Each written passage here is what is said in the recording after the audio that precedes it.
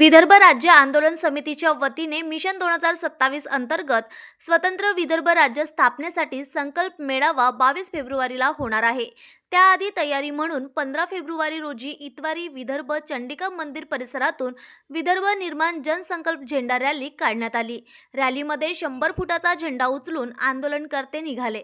सहभागी नागरिकांनी आणि कार्यकर्त्यांनी ठरवले की 2027 पर्यंत विदर्भ वेगळा झालाच पाहिजे।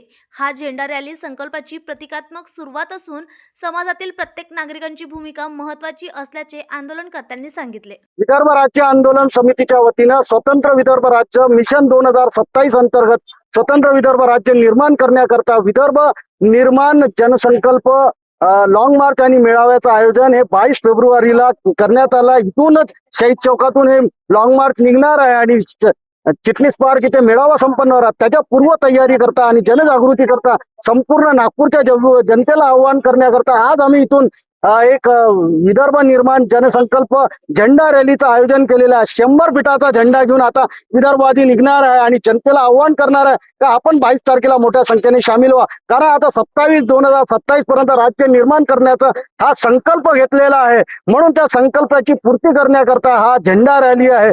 मग यानंतर 18 तारखेला बाईक रॅली आहे आणि 22 तारखेला जे आहे ते जनसंकल्प लॉंग मार्च आणि मेळावा होणार आहे। आणि त्याच करता आज इथून झेंडा रॅली काढून आम्ही सरकारला इशारा देणार आहोत, अभी नहीं तो कभी नहीं ये जंग शुरू हो चुकी।